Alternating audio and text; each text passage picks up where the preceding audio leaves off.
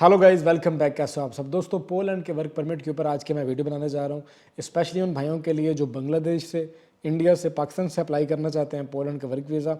और वो मेरे भाई जो ऑलरेडी किसी दूसरी कंट्री में काम कर रहे हैं, सऊदीया में है, गल्फ़ के किसी कंट्री में, दुबई में है, उनको भी बताऊंगा कि वो कैसे अप्लाई कर सकते हैं। और वो मेरे भाई जो ऑलरेडी यूरोप के किसी कंट्री में आ चुके हैं लेकिन वो वहाँ पे स्टे नहीं करना चाहते, वो उस कंट्री को लीव करके किसी दूसरी कंट्री में मूव करना चाहते हैं, तो उनको भी बता दूं कि पोलैंड का वर्क परमिट उनके लिए क्यों इंपॉर्टेंट है और वो कैसे पोलैंड के इस वर्क परमिट को अवेल कर सकते हैं, इसकी क्या रिक्वायरमेंट्स हैं, सैलरी पैकेज कितना होता है, अकोमोडेशन, और ये टीआरसी कार्ड के प्रोसेस में कितना टाइम लग जाता है, कितने टाइम का टीआरसी कार्ड मिलता है, टैक्सेस वगैरह कितने हैं। तो ये सारी चीज़ें आप भाइयों के साथ मैं इस वीडियो में शेयर करूंगा। दोस्तों, पोलैंड ना सिर्फ यूरोप के अंदर आता है बल्कि ये शेंजन का भी पार्ट है। और अगर आपके पास पोलैंड का रेजिडेंस परमिट हो तो आप बाकी के शेंजन कंट्रीज़ में भी ट्रैवल कर सकते हैं। और अगर आप दूसरे कंट्रीज़ में काम करने के लिए जाना चाहते हो तो वहाँ पर भी पॉसिबिलिटी होती है कि आप लीगल वे को यूज़ करके दूसरे कंट्री में भी मूव हो सकते हो।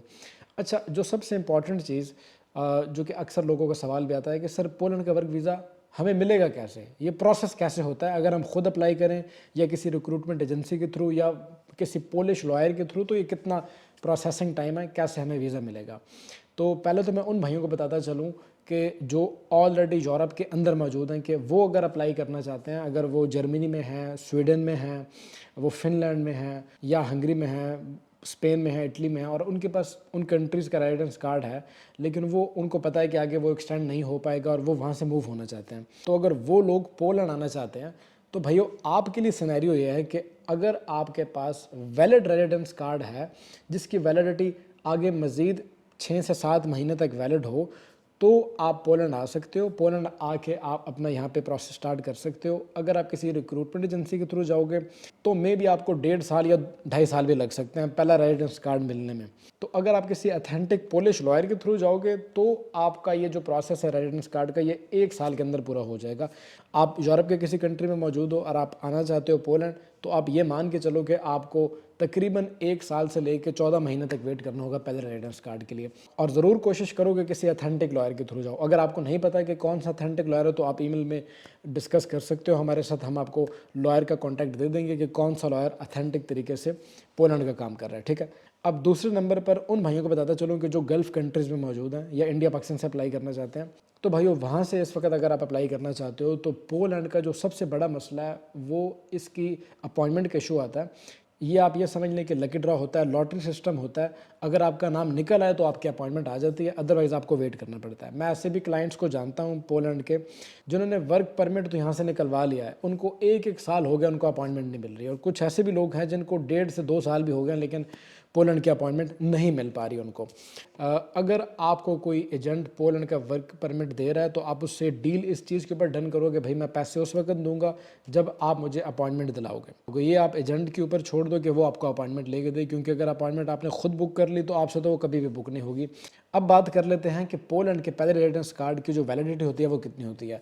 गाइस, पोलैंड के पहले रेजिडेंस कार्ड की जो वैलिडिटी है वो कम से कम 3 साल होती है। इसके बाद आपको बताता चलूँ कि जॉब्स कौन कौन सी अवेलेबल है। नंबर 1 पे आ जाता है यहाँ पे वेयर हाउस का काम। इस वक्त जो डिमांड चल रही है वर्कर्स की वो ये है कि श्रीलंकन से अगर आप हो तो आपको इजीली जॉब मिल जाती है, अगर आप नेपाल से हो तो आपको इजीली जॉब मिल जाती है, आप फिलीपाइन से हो तो भी आपको जल्दी जॉब मिल जाती है, और इंडोनेशियन पीपल्स को भी जल्दी जॉब मिल जाती है। पाकिस्तानी, इंडियंस और बांग्लादेशियों को थोड़ा मुश्किल का सामना होता है लेकिन जॉब मिल जाती है। 100 में से 50% जो प्रेफरेंस दी जाती है वो इन कंट्रीज़ के लोगों को दी जाती है, और बाकी की जो 50% है वहाँ पे फिर हमारे पाकिस्तान से, इंडिया से आए हुए, बांग्लादेश से आए हुए भाई वहाँ पे काम करते हैं।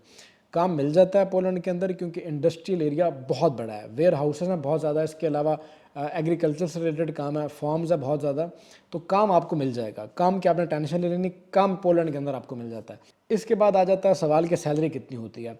सैलरी गाइज मैं आपको अब ज़लोटे में नहीं बताता, मैं आपको यूरो में बता देता हूँ, बाकी आप फिर उसको कन्वर्ट करते रहना। एवरेज बता देता हूँ कि सारे खर्चे वगैरह निकाल के आपके हाथ में कितने पैसे बच जाएंगे। वैसे तो जो नए लोग आते हैं वो ऑफ कोर्स 10 घंटे या 12 घंटे की ड्यूटी नहीं कर पाते, वो 8-8 घंटे ही काम करते हैं। लेकिन अगर आप हार्ड वर्कर हो और आप ज़्यादा काम कर सकते हो, मेहनती हो, 10-12 घंटे भी लगा सकते हो, तो आप ये समझ लो कि महीने के एंड में सारे खर्चे निकाल के आपके हाथ में जो पैसे बचेंगे वो तकरीबन 1200 यूरो बचेंगे।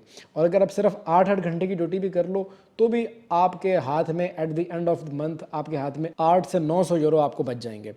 एकोमोडेशन का क्या सीन होता है? एकोमोडेशन नॉर्मली, क्योंकि मैंने आपको बता दिया कि इंडस्ट्रियल एरिया होता है कंट्री साइड पे, तो नॉर्मली जो इंडस्ट्रीज़ उन्होंने लगा रखी होती हैं वो फैक्ट्री वाले या वो कंपनी वाले खुद ही एकोमोडेशन प्रोवाइड करते हैं। उन्होंने वहाँ पे अपने कंटेनर्स लगा रखे होते हैं और कंटेनर्स के अंदर ही उन्होंने एकोमोडेशन बना रखी होती हैं, आपके छोटे छोटे रूम्स होते हैं। और अगर कंटेनर्स ना भी हो तो बिल्डिंग्स के अंदर भी ये एकोमोडेशन आपको प्रोवाइड करते हैं और नॉर्मली आपको एकोमोडेशन कंपनी की तरफ से मिल जाती है, आपको ज़्यादा इसमें प्रॉब्लम नहीं होती। हाँ, अगर आप कैपिटल में आ रहे हो वारसा के अंदर तो वहाँ पे में भी आपको खुद से एकोमोडेशन ढूंढनी पड़े, लेकिन कंट्री साइड के अंदर जितना भी इंडस्ट्रियल एरिया वो तमाम आपको एकोमोडेशन खुद प्रोवाइड करते हैं। और कुछ रिक्रूटमेंट एजेंसीज एकोमोडेशन की मद में आपसे थोड़े बहुत चार्जेस काटती हैं, जैसा कि 550 ज़लोटे से लेके 600 ज़लोटे काट सकते हैं, लेकिन आपको पहले जो मैंने एवरेज सैलरी बताई है वो ये तमाम खर्चे निकाल के है। और अगर कोई रिक्रूटमेंट एजेंसी या कंपनी आपसे एकोमोडेशन की मद में 550 से 600 ज़लोटे चार्ज कर रही है तो वो इंक्लूडेड एवरीथिंग चार्ज करती है, आपको अलहदा से फिर बिजली का या पानी का बिल नहीं देना पड़ रहा, वो सब कुछ इंक्लूड करके आपसे इतने पैसे काटते हैं। 500 से 600 ज़लोटे आप माइंड में रख लो कि इतने में भी आपको एकोमोडेशन की मद में चार्ज करना पड़े कंपनी को, लेकिन सैलरी एट द एंड आपको जो बचेगी वो मैंने एवरेज आपको बता दिया कि अगर 8 घंटे की ड्यूटी करोगे तो महीने के एंड में तकरीबन 8 से 900, और अगर 10 घंटे की ड्यूटी करोगे तो तकरीबन 12 से 1300 यूरो आपके हाथ में बच जाएगा। अच्छा, इसके बाद अब बात आ जाती है आखिर में कि टैक्स कितना पे करना पड़ता है। और हम अपना ये पोलैंड का जो रेजिडेंस कार्ड होता है, पहला रेजिडेंस कार्ड जब हमारा मिल जाता है 3 साल का, और ये 3 साल ख़त्म होने के बाद आगे हमारा क्या फ्यूचर है, उसके बाद हम आगे इसको कैसे एक्सटेंड करवाएंगे, उसके लिए कितना टैक्स हमें पहले पे करना होगा।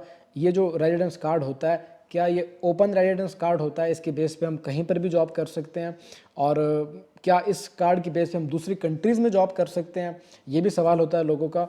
और पोलैंड का ये रेजिडेंस कार्ड मिलने के बाद आगे हम पासपोर्ट तक कैसे जाएंगे, पीआर तक इसका क्या प्रोसेस है, ये तमाम चीज़ें अगर आप जानना चाहते हो और आप इंटरेस्टेड हो तो आपने मेरी इस वीडियो के ऊपर लाइक ज़रूर कर देना है, और कोशिश करो कि ये वीडियो आप ज़्यादा से ज़्यादा लोगों को शेयर करो।